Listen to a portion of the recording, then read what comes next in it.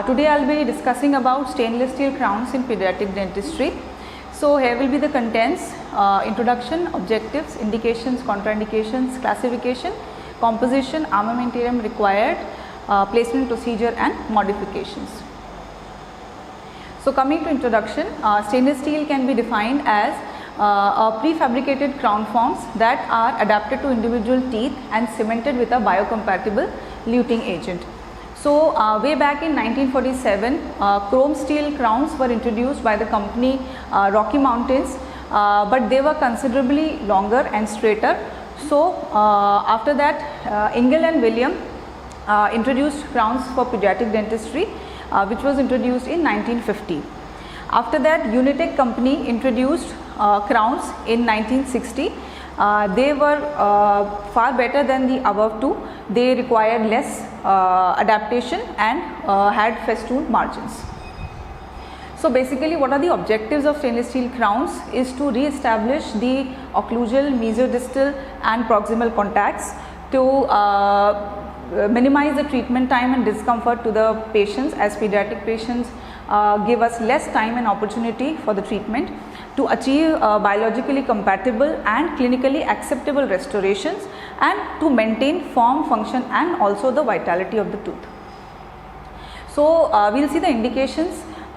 Indications can be extensive decay or any multi-surface decay or any decay that can be seen on radiograph like proximal decay. Also rampant caries is an indication of stainless steel crowns. After pulp therapy, stainless steel crowns are indicated as the mesio-occlusal and disto-occlusal fillings might fracture with time. Preventive restorations and also hypoplastic and other developmental defects are the indications of stainless steel crowns. Also, crowns can be used as abutment for space maintainers, like here. The crown is used to place the band and loop space maintainer. In cases of bruxism, also some cases stainless steel crown are advisable. Temporary restorations for fractured teeth are also the indication of stainless steel crowns. Other clinical conditions in which we can on our judgment give stainless steel crowns, they are: if the patient we are feeling is unlikely to come for the recall appointments, then we can go for stainless steel crown. If amalgam or any filling is likely to fail.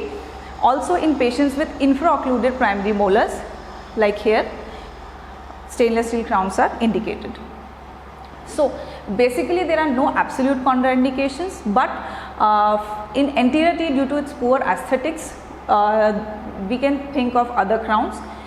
When conservative amalgams or conservative fillings can be done, when teeth is near to be exfoliated, then also we should not opt for stainless steel crowns, and also in patients with known nickel allergy. So coming to classification, number one, according to the form and contour, they can be classified as untrimmed, pre-trimmed or pre-contoured, like here in the diagram. Untrimmed are basically more straighter and less gingival festooning is there.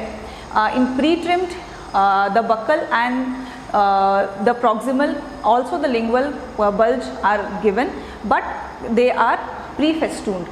And coming to the pre-contoured, they are contoured as well as festooned, just approximating the shape of the primary deciduous teeth.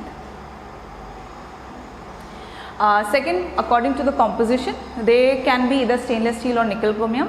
According to position, they can be anterior or posterior, and according to the occlusal anatomy, they can be Eon, Unitec, Rocky Mountain or Omco. Also, according to commercial availability, they can be 3M gold anodized crowns, isoform crowns, Unitec stainless steel and 3M stainless steel crowns. So coming to the composition of stainless steel crowns, they contain around 17 to 19% chromium, 10 to 13% nickel, 67% iron and 4% minor elements.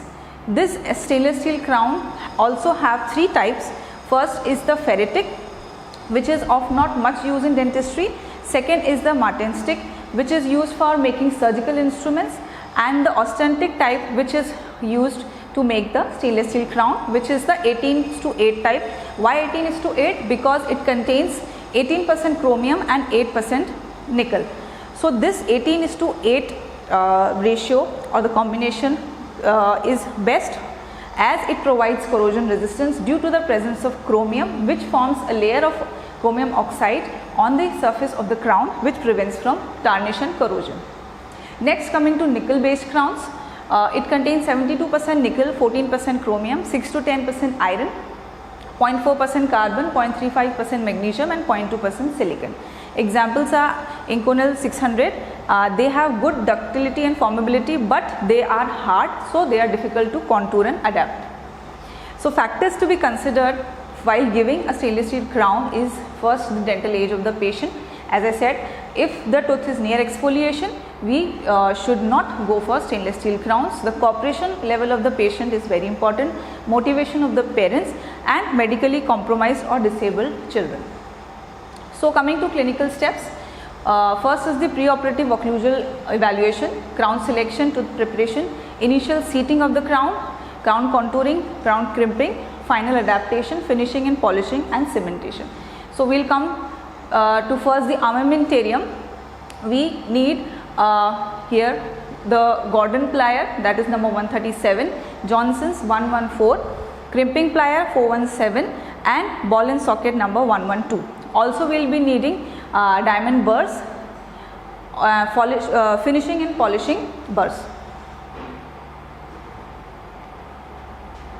So first step will be the pre-occlusal evaluation. We will make an impression and we will pour the cast to check for the occlusion, height of the tooth and the buccolingual relation. Also crown selection, crown can be selected either before or after the crown preparation. If we select the crown before, then we will use either a Bowley's gauge or a divider to measure the mesodistal width of the crown and we will do the crown preparation.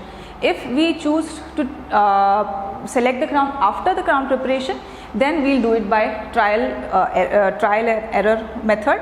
So after the crown preparation, we will choose the smallest possible size which is close to the size of the prepared tooth. Now coming to clinical steps, we will give local anesthesia, then isolate with rubber dam and followed by the removal of the decay. Then aim of the tooth reduction is to provide sufficient space for the steel crown to remove the caries and to have sufficient tooth for retention of the crown. So coming to occlusal reduction, basically the reduction or the preparation was given by Mink and Bennett in 1986, which is widely acceptable.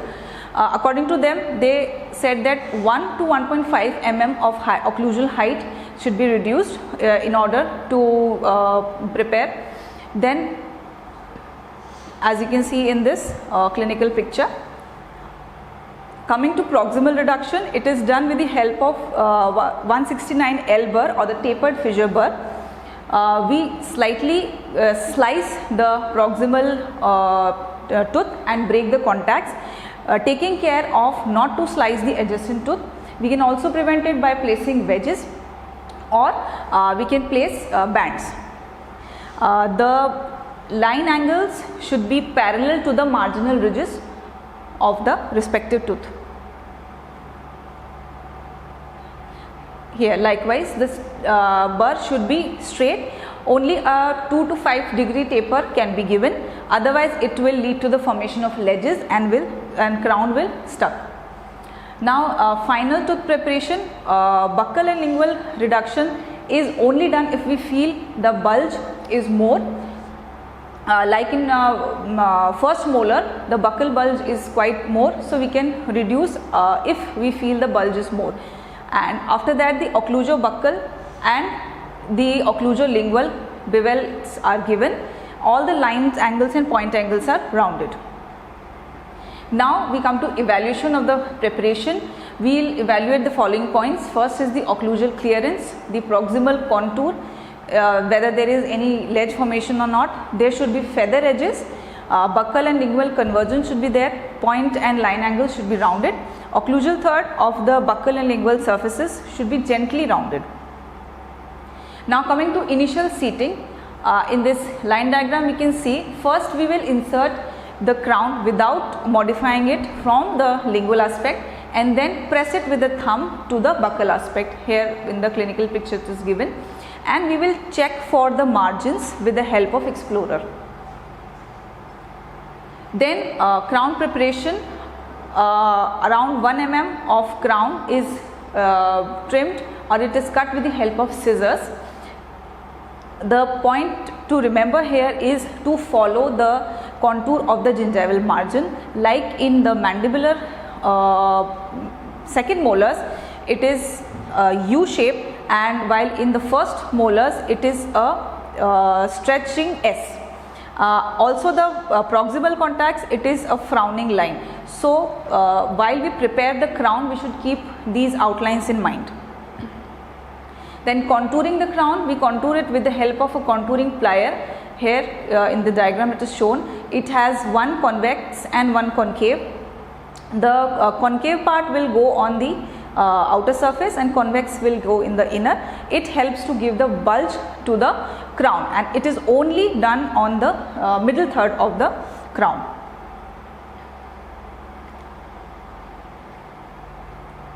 Then coming to crown crimping, this aids in the mechanical retention of the crown, protection of the cement from exposure to oral fluids, and maintains the gingival health. It is done with the help of crimping pliers like this.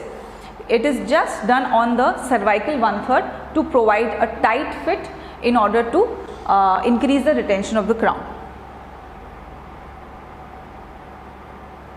So now checking for the final adaptation, we will check for the occlusal contacts, the proximal contacts, the gingival margins, whether the crown is seating. There should be no blanching.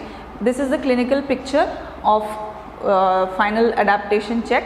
There should be no blanching, proper occlusion should be there. So these are the points which should be kept in mind. Crown should be placed with a snap fit, it should not be tight. Crown should not rock after placing. It should correspond to the marginal ridge of the adjacent tooth. Then there should not be any high points. Crown should extend approximately only 1 mm below the gingival crest, and proper crimping should be done so that no opening at the cervical region is present. Now after the final check, we will remove the crown and go for final finishing and polishing. We will do it with the rouge and the finishing burrs mounted on the straight handpiece. Then comes the crown cementation. We will mix the cement. Most commonly used is the glass ionomers cement. Zinc phosphate can also be used, but it is considered as temporary. So we will mix it and only fill to half to 1/3, and we will place it on the crown and press it according to the predetermined occlusal path, and then after it sets, we remove the excess cement. Here radiographically we can also check for the margins and the height of the crown. So coming to causes of crown failure, it can be due to poor tooth preparation, poor crown adaptation and subsequent poor retention, improper cementation methods with open margin, that is proper crimping has not been done, failure of in pulp treatment, induced ectopic eruption. If the crimping is not done, it might deviate the erupting first permanent molar.